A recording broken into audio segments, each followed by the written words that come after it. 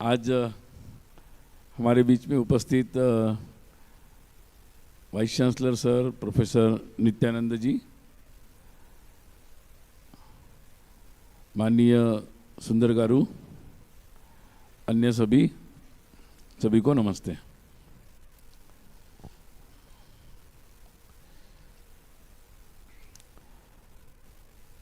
श्री गुरुजी लगभग 1906 का उनका जन्म था और 1973 में वो हम में से चले गए। लेकिन उनके जीवन में बहुत कम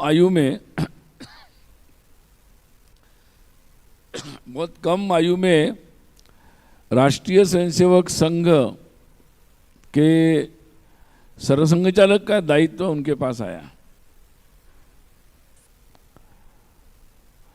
वैसे डॉक्टर जी ने अपनी आयु के जब वो 36 साल के थे तब उन्होंने राष्ट्रीय स्वयंसेवक संघ प्रारंभ किया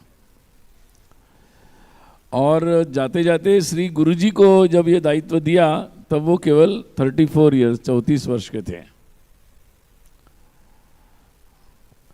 देश के लिए भी समय अनुकूल नहीं था क्योंकि हम पराधीन थे और संघ के लिए भी उतना अनुकूल नहीं था क्योंकि हिंदू की बात समझाना, उस समय जिस तरह की राजनीति चल रही थी वो राजनीति में हिंदू शब्द उतना प्रतिष्ठित नहीं हो रहा था। बहुत सारे विद्वान, देश को समझने वाले बहुत सारे लोग तब भी लिख रहे थे। विज्ञान की किताब भी लिखनी है तो हिंदू केमिस्ट्री लिख रहे थे। मालवीय जी विश्वविद्यालय राष्ट्रीय शिक्षा आंदोलन में स्थापित करना चाहते थे तो उन्होंने अपने विश्वविद्यालय का नाम भी काशी हिंदू विश्वविद्यालय, आजकल जिसको हम BHU बोलते हैं। तो निश्चित रूप से कुछ अलग अलग क्षेत्रों में जो प्रमुख लोग थे वो बहुत सहज रूप से, स्वाभाविक रूप से हिंदू शब्द का उपयोग करते थे। जो देश में मुसलमान भी थे, अगर वो उर्दू का उदय भी हो रहा था, उर्दू में भी अपने देश का नाम हिंदुस्तान के रूप में वो बोलते थे,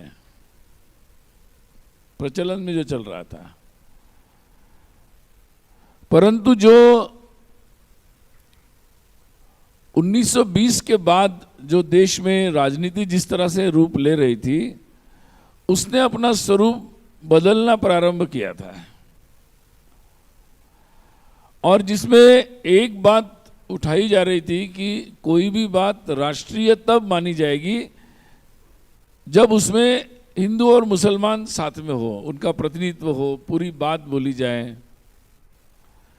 और ये बात लगातार बोली जा रही थी कि हमारी जो चरित्र है वो गंगा जमुना का है, मतलब मिश्र है। परंतु ये बात जानबूझकर भुला दी जा रही थी कि गंगा यमुना मिलने के बाद वो गंगा ही हो जाती है। ये बात बिल्कुल अपनी चर्चा से बाहर रखी जा रही थी। और जो मुख्य राजनीति चल रही थी, जिसका प्रतिनिधित्व उस समय की कांग्रेस कर रही थी, उसमें भी इस तरीके की बातों का प्रवेश हुआ था। बहुत सारे अन्य जो संगठन बनाए जा रहे थे विभिन्न राजनीतिक उद्देश्य से, उनमें भी सोशलिस्ट, समाजवादी, ये शब्द बहुत प्रचलन में आया था, सोशलिस्ट। और एक तरीके से फैशनेबल हुई थी सार्वजनिक जीवन में, पब्लिक लाइफ में, कि आप इस तरीके की शब्दावलियों का उपयोग करो। और जिनको भी पब्लिक लाइफ में जाना था वो सामान्यतः उन शब्दावलियों का उपयोग कर रहे थे। और उसी समय से जो हिंदू की बात करेगा, हिंदू हित की बात करेगा, इस राष्ट्र की अस्मिता से, इस राष्ट्र के परिचय से हिंदू जोड़ेगा, उस पे प्रहार प्रारंभ हो गए थे।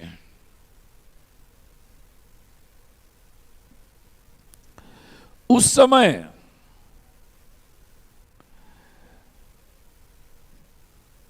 दूसरा प्रवाह भी देश में प्रवाहित था।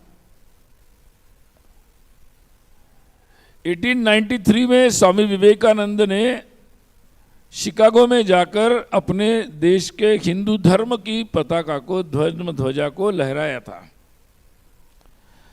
और उसके बारे में एक पुनर्चिंतन, हिंदुत्व की ओर देखने का एक पुनर्चिंतन प्रारंभ हो गया था।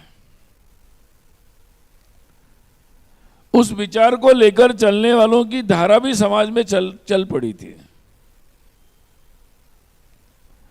और उस समय ये समाज जीवन में, राष्ट्र जीवन में जब देश स्वाधीनता की लड़ाई लड़ रहा था, तब ये एक डिबेट पूरे देश में चल पड़ी थी कि हम है कौन, हमारा परिचय क्या है, हम राष्ट्र के नाते हम कौन हैं, हमारी विशेषताएं क्या हैं। इसके बारे में एक बहस, एक डिबेट सार्वजनिक जीवन में चल पड़ी थी और उस चर्चा के बीच डॉक्टर हेडगेवार जी ने राष्ट्रीय स्वयंसेवक संघ नाम का संगठन का प्रारंभ किया। डॉक्टर जी तो वैसे हर जगह हर तरह के सार्वजनिक काम के अनुभव ले चुके थे और उसके पश्चात ये सारी राजनीति देखने के बाद उन्होंने ऐसे कार्य को प्रारंभ किया और उन्होंने पहला ही एक महत्वपूर्ण वाक्य कहा कि मैं कहता हूं कि ये जो राष्ट्र है ये हिंदू राष्ट्र है। और प्रारंभ से इस भाव को लेकर राष्ट्रीय स्वयंसेवक संघ का प्रारंभ हुआ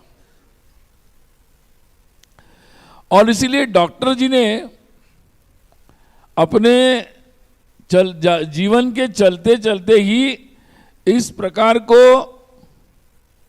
उस अपनी हिंदुत्व की परंपरा को प्रतिष्ठित करने वाले व्यक्तित्व की खोज में वो थे कि जो उचित तरीके से संघ का नेतृत्व कर सकता है, इस राष्ट्र का मार्गदर्शन कर सकता है, इस विचार को समझने वाले, जानने वाले लोगों के संघ स्वयंसेवकों की श्रृंखला खड़ी कर सकता है और समाज में जो ये चर्चा चल रही है, इस चर्चा को एक सही दिशा देने का कार्य कर सकता है।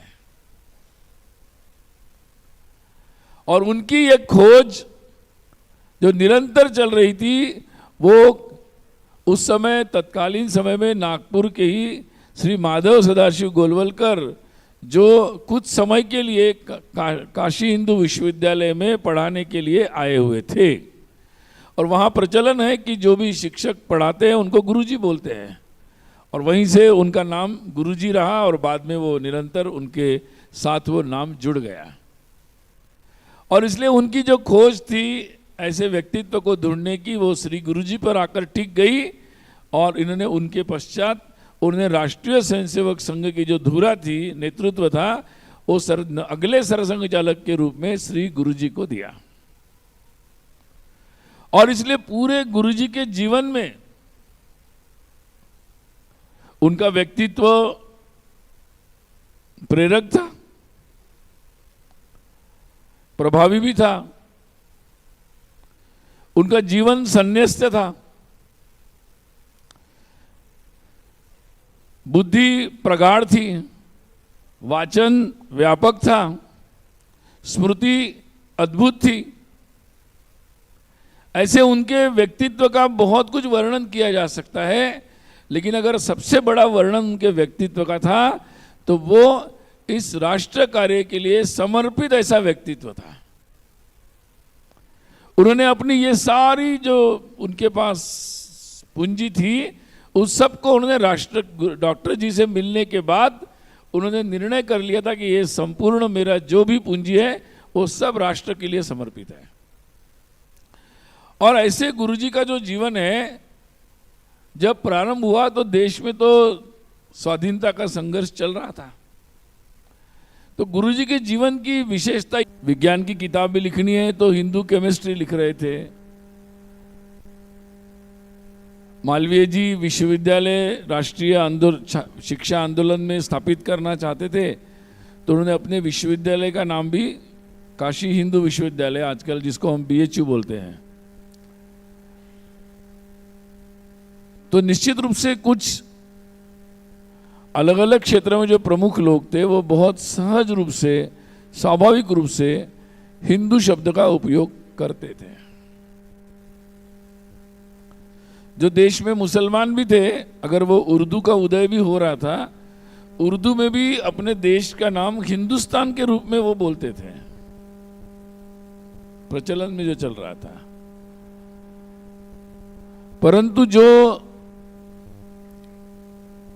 1920 के बाद जो देश में राजनीति जिस तरह से रूप ले रही थी, उसने अपना स्वरूप बदलना प्रारंभ किया था। बात उठाई जा रही थी कि कोई भी बात राष्ट्रीय तब मानी जाएगी जब उसमें हिंदू और मुसलमान साथ में हो, उनका प्रतिनिधित्व हो, पूरी बात बोली जाए। और ये बात लगातार बोली जा रही थी कि हमारी जो चरित्र है वो गंगा जमुना का है, मतलब मिश्र है। परंतु ये बात जानबूझकर भुला दी जा रही थी कि गंगा यमुना मिलने के बाद वो गंगा ही हो जाती है। ये बात बिल्कुल अपनी चर्चा से बाहर रखी जा रही थी। और जो मुख्य राजनीति चल रही थी, जिसका प्रतिनिधित्व उस समय की कांग्रेस कर रही थी, उसमें भी इस तरीके की बातों का प्रवेश हुआ था। बहुत सारे अन्य जो संगठन बनाए जा रहे थे विभिन्न राजनीतिक उद्देश्य से, उनमें भी सोशलिस्ट, समाजवादी, ये शब्द बहुत प्रचलन में आया था, सोशलिस्ट। और एक हुई थी सार्वजनिक जीवन में, पब्लिक लाइफ में, कि आप इस तरीके की शब्दावलियों का उपयोग करो। और जिनको भी पब्लिक लाइफ में जाना था वो सामान्यतः उन शब्दावलियों का उपयोग कर रहे थे। और उसी समय से जो हिंदू की बात करेगा, हिंदू हित की बात करेगा, इस राष्ट्र की अस्मिता से, इस राष्ट्र के परिचय से हिंदू जोड़ेगा, उस पे प्रहार प्रारंभ हो गए थे।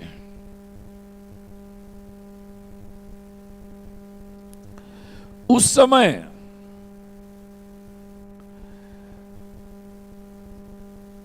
दूसरा प्रवाह भी देश में प्रवाहित था। 1893 में स्वामी विवेकानंद ने शिकागो में जाकर अपने देश के हिंदू धर्म की पताका को, ध्वजा को लहराया। एक बहस, एक डिबेट सार्वजनिक जीवन में चल पड़ी थी। और उस सार्वजनिक जीवन में चल पड़ी थी। और उस चर्चा के बीच डॉक्टर हेडगेवार जी ने राष्ट्रीय स्वयंसेवक संघ नाम का संगठन का प्रारंभ किया। डॉक्टर जी तो वैसे हर जगह, हर तरह के सार्वजनिक काम के अनुभव ले चुके थे। और उसके पश्चात ये सारी राजनीति देखने के बाद उन्होंने ऐसे कार्य को प्रारंभ किया। और उन्होंने पहला ही एक महत्वपूर्ण वाक्य कहा कि मैं कहता हूं कि ये जो राष्ट्र है ये हिंदू राष्ट्र है, जो राष्ट्र है ये हिंदू राष्ट्र है। और प्रारंभ से इस भाव को लेकर राष्ट्रीय स्वयंसेवक संघ का प्रारंभ हुआ। और इसीलिए डॉक्टर जी ने अपने जीवन के चलते चलते ही इस प्रकार को, उस अपनी हिंदुत्व की परंपरा को प्रतिष्ठित करने वाले व्यक्तित्व की खोज में वो थे। कि जो उचित तरीके से संघ का नेतृत्व कर सकता है, इस राष्ट्र का मार्गदर्शन कर सकता है, इस विचार को समझने वाले जानने वाले लोगों के संघ स्वयंसेवकों की श्रृंखला खड़ी कर सकता है, और समाज में जो ये चर्चा चल रही है इस चर्चा को एक सही दिशा देने का कार्य कर सकता है। और उनकी ये खोज जो निरंतर चल रही थी वो उस समय तत्कालीन समय में नागपुर के ही श्री माधव सदाशिव गोलवलकर जो कुछ समय के लिए काशी हिंदू विश्वविद्यालय में पढ़ाने के लिए आए हुए थे, और वहाँ प्रचलन है कि जो गुरु से उनका नाम गुरुजी रहा और बाद में वो निरंतर उनके साथ वो नाम जुड़ गया। और इसलिए उनकी जो खोज थी ऐसे व्यक्तित्व को ढूंढने की, वो श्री गुरुजी पर आकर टिक गई, और इन्होंने उनके पश्चात उन्होंने राष्ट्रीय स्वयंसेवक संघ की जो धुरा थी, नेतृत्व था, वो अगले सरसंघ चालक के रूप में श्री गुरुजी को दिया। और इसलिए पूरे गुरुजी के जीवन में उनका व्यक्तित्व प्रेरक था, प्रभावी भी था, उनका जीवन संन्यस्त था, बुद्धि प्रगाढ़ थी, वाचन व्यापक था, स्मृति अद्भुत थी। ऐसे उनके व्यक्तित्व का बहुत कुछ वर्णन किया जा सकता है, लेकिन अगर सबसे बड़ा वर्णन उनके व्यक्तित्व का था तो वो इस राष्ट्र कार्य के लिए समर्पित ऐसा व्यक्तित्व था। उन्होंने अपनी ये सारी जो उनके पास पूंजी थी उस सब को उन्होंने राष्ट्र डॉक्टर जी से मैं फिर संघ के स्वयंसेवकों ने गुरुजी के मार्गदर्शन में उस मुक्ति का एक आंदोलन चलाया। बाद में 62 के आसपास ये सारा क्षेत्र स्वाधीन हुआ, और कभी कभी आश्चर्य लगता है कि 47 में पूरा भारत स्वाधीन हुआ, लेकिन उसके बाद भी इतने वर्षों तक ये चलता रहा।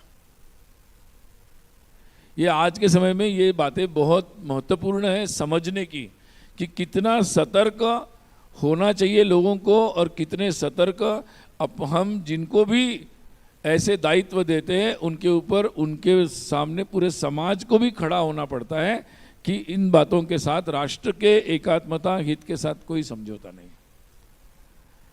देश का जब स्वाधीनता के पश्चात कार्य प्रारंभ होता है उस समय भी गुरुजी का जो मार्गदर्शन है कि हमारी भाषाओं के क्या बारे में क्या होना चाहिए, वो कहते हैं कि सारी भारत की जो भाषा है वो राष्ट्रभाषा है, वो सभी राष्ट्रीय भाषा है, और जहां विवादों के बीच में कहीं कोई इस तरफ है कोई इस तरफ है, वहां श्री गुरुजी बिल्कुल निरपेक्षता से बात को स्पष्ट रूप से रख रहे हैं। और इसलिए उसके पश्चात भी देश के संविधान कैसा होना चाहिए, देश की आगे की नीति कैसी होनी चाहिए, इन सब विषयों पर श्री गुरुजी ने विस्तार से समय समय पर मार्गदर्शन किया है। मुख्य रूप से उनके मार्गदर्शन को जो समग्र खंड है, जिनके पूरे विचारों को जहाँ समग्रता से लिया है, उन सभी खंडों को देखेंगे तो ध्यान में आएगा कि राष्ट्र के संदर्भ में राष्ट्र क्या है, हिंदुत्व क्या है, और राष्ट्र के संदर्भ को ध्यान में रखकर हमारे समाज जीवन की रचना कैसी होनी चाहिए, इस बारे में बहुत ही विस्तृत मार्गदर्शन श्री गुरुजी ने किया है। अभी ये जो पुस्तक प्रकाशित हुई है श्री गुरुजी दृष्टि व दार्शनिकता तेलुगु में, उस पुस्तक के अनुवाद है। इस पुस्तक में उन सारे विचारों को जो गुरुजी ने मार्गदर्शन किया था उनको बहुत संपादकों ने, जो मूल संपादन किया श्रीमान रंगाहरी जी, उन्होंने और उनके साथ जो लगे थे, काफ़ी प्रयत्नों से हम जैसे सभी वाचकों के लिए उसको समाहित किया है एक खंड में। पूरे बाकी 12 खंडों को इस 13वां जो पुस्तक है 13 बुक इसमें समाहित किया है। सो इजीली रीडेबल ऐसा ये पुस्तक अब तेलुगु में भी आ गया है। गुरुजी के विचारों को कभी कभी होता है कि कुछ विचार ये उस काल के लिए होते हैं जब काल चल रहा हो, और लेकिन कुछ विचार ऐसे होते हैं जो उस काल से समय सीमा से फ्रेम में बैठते नहीं है, उसके बियॉन्ड दूरगामी दृष्टि से हमारे लिए उपयोगी होते हैं। जैसे श्री गुरुजी ने चीन की जो प्रवृत्ति है, चीन के केवल आक्रमण के बारे में नहीं, उन्होंने चीन की जो विस्तारवादी प्रवृत्ति है हर तरीके की, उसके बारे में वो लगातार बोलते थे। बाद में 62 में जब उनका आक्रमण हुआ, उसके पश्चात जो परिस्थिति बनी, परंतु उनका मार्गदर्शन उसमें भी सटीक था कि अब जो हुआ, जिसकी गलती हुई, जो हुआ राजनीतिक तरीके से वो एक तरफ रखो, अब पूरा राष्ट्र को एक साथ मिलकर सरकार के साथ, हमारी सेनाओं के साथ कंधे से कंधा मिलाकर हर काम में उतरना चाहिए, साथ देना चाहिए। और सारे सैनिकों को उन्होंने मार्गदर्शन किया, पूरे राष्ट्र के सामने एक उदाहरण प्रस्तुत किया, राजनीति को एक दिशा दी उन्होंने कि जब राष्ट्र पर संकट आता है तो कोई पक्ष विपक्ष नहीं होता है, कोई सहमति असहमति नहीं होती है, एक साथ मिल के आगे बढ़ना होता है। मुझे लगता है कि आज भी वो उनके जो विचार थे और उनका जो प्रारंभिक काल का मार्गदर्शन था, वो मार्गदर्शन आज भी उतना ही प्रासंगिक है। जहां वो विभाजन से बिल्कुल सहमत नहीं है, फिर भी कश्मीर का विषय आता है और आवश्यकता है तो वो स्वयं कश्मीर के जम्मू कश्मीर के महाराजा से बात करने के लिए स्वयं जाते हैं, और जो परिस्थिति है उसमें वो भारत के इस भाग के कैसे अंग है ये समझाने के लिए उनको जाते हैं। तो किसी भी परिस्थिति में मुझे क्या हुआ, मेरा क्या हुआ, मैं उसमें महत्वपूर्ण हूँ कि नहीं, मेरा दल या मेरी संस्था उसमें महत्वपूर्ण है या नहीं है, या ये विषय महत्वपूर्ण नहीं, महत्वपूर्ण है। ये जो बात गुरुजी ने सार्वजनिक रूप से संघ के रूप में जो उस समय प्रस्तुत की, और एक व्यापक रूप में बहुत सारा ऐसा समूह आज भी उस दिशा से सोचने लगा है, आज भी उनके विचारों का प्रभाव हम देखते हैं। और आज भी जब कुछ लोग उसके विपरीत व्यवहार करते हैं तो उनके जो जहाँ कई देश उन बातों से प्रभावित हो रहे, वहीं अपने देश में उस बात की समझ विकसित हुई है, और उन बातों को कैसे हम लोग उससे निकलेंगे, इसके लिए समाज में बहुत सारे लोग प्रयास करते हुए दिख रहे हैं। तो क्योंकि ये जो विचार बनते हैं पूरे समाज के, संगठन के, ये एक दिन में नहीं बनते। ऐसे जो दृष्टा लोग होते हैं गुरुजी जैसे, श्री गुरुजी जैसे, उनके सतत विचरण से, सतत विचार मार्गदर्शन से ये सारे विचार बनते हैं। उन्होंने बहुत एक महत्वपूर्ण बात पे उन्होंने प्रयास किया था अपने जीवन में, और उनका ये विचार था कि हिंदू समाज में जो जाति जाति के नाम पर भेद है वो शास्त्र के आधार पर नहीं है, और इसलिए उन्होंने अपने जीवन काल में हिंदू एकता का एक बहुत महत्वपूर्ण प्रयास किया। वो सभी साधु संत ऋषिगण सभी के पास गए, या अपने कार्यकर्ताओं को उन्होंने उनके पास भेजा, और उद्देश्य यही था कि कम से कम ये बात समाज में से बात जाने के लिए महत्वपूर्ण बात ये होगी कि समाज शास्त्र के आधार पर चलता है, और इसलिए ये बात स्पष्ट हो जाए कि शास्त्रों में ये जाति जाति का भेद या जन्म आधारित भेद की कल्पना नहीं है, वो सब कुछ कर्म आधारित है। और ये बात उन्होंने विश्व हिंदू परिषद की स्थापना के उद्देश्य में महत्वपूर्ण रूप से रखी, और उस अधिवेशन में हिंदवा सोदरा सर्वे न हिंदू पतितो भवेत, कोई भी हिंदू है तो वो पतित कैसे हो सकता है, और जो भी हिंदू किसी भी जाति में हो, किसी भी परिस्थिति में हो, वो हम सब सहोदर हैं। ये केवल सभी संत महंत शंकर पूज्य शंकराचार्य सब लोग मिलकर एक मंच पर बोल रहे हैं। ये हिंदू एकता का जो संदेश श्री गुरुजी के प्रयास से जो स्थापित हुआ, मैं ऐसे मानता हूं कि आज भी उनका ये प्रयास बहुत महत्वपूर्ण है, क्योंकि उन्हीं प्रयासों के चलते चलते हिंदू एकता के और प्रयास हुए, और जिसके चलते पिछले वर्ष जो हमने अपने सबके आराध्य भगवान श्री राम के भव्य मंदिर की प्राण प्रतिष्ठा को अयोध्या में हम देख पाए। मुझे लगता है कि उनके जो प्रयास उन्होंने प्रारंभ किए थे पूरे समस्त हिंदू एकता के, आज उसका स्वरूप हम देख पाए। और इस बार जो महाकुंभ हुआ है उसमें तो हमने देख लिया कि कैसे, जहाँ लोग बोलते हैं कि हिंदू में एकता का सूत्र क्या है, यहाँ तो सब लोग अलग अलग है, भाषा अलग है, जाति अलग है, पता नहीं मतलब कैसे एक होगा। तो एक व्यापक हिंदू समाज एक है, एकता के सूत्र उसमें जीवित है। ये जो डॉक्टर जी ने कहा था, गुरु जी ने अपने पूरे जीवन काल में इसी बात का प्रसार किया। आज मुझे लगता है पूरे हिंदू समाज ने ही नहीं, पूरे विश्व ने ये देखा कि भाई हम कुछ भी प्रयास कर ले, ये हिंदू समाज में एकता का सूत्र है। और वो सूत्र अगर सुप्त अवस्था में था तो ये ऐसे महान लोग थे श्री गुरु जी जैसे, कि जिन्होंने उस सुप्त जो बात थी, जो धारा अंदर थी, उसको उन्होंने पुनः प्रवाहित कर चुके हैं। और मुझे लगता है कि ये इन घटनाओं से हम समझ सकते हैं कि जो कार्य इन महात्माओं ने किया श्री गुरु जी जैसे, और उन्होंने जो विचार का प्रसार अपने हर समय उन्होंने किया, उसका परिणाम स्वरूप आज हम लोग इस बात का अनुभव कर रहे हैं। और हम भाग्यशाली हैं कि श्री गुरु जी जैसे, डॉक्टर जी जैसे ऐसे महान व्यक्तित्व हमारे बीच में आए और उन्होंने आधुनिक समय में, आज के वर्तमान समय में इस हिंदुत्व को, इस हमारी एकता के महत्वपूर्ण सूत्र को उन्होंने फिर से हमारे सामने लाया है, फिर से उसका गठन किया है। और इसलिए उनके जो विचार है उसको मूल में समझना बहुत आवश्यक है। गुरुमूर्ति जी ने जो किताब उनके लेख आए थे, उस पर भी जो दूसरी किताब आई, उस किताब का भी जो टाइटल है कि the modern Rishi with millennial vision, मुझे लगता है बहुत ही समर्पक उसका टाइटल है। और इसीलिए उनके विचार जो है आज भी उतने ही प्रासंगिक है।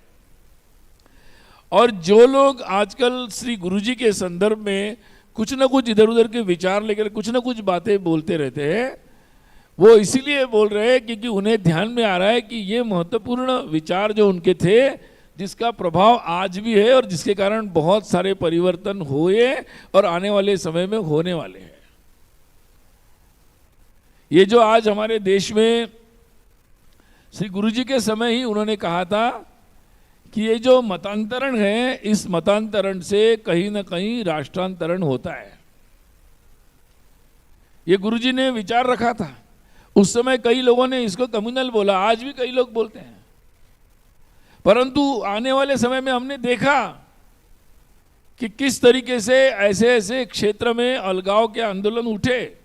वो हिंसक आंदोलन थे, उसने हमारे देश की एकता, अखंडता, हमारी प्रगति, हमारी विकास, उसको कितना बाधित किया।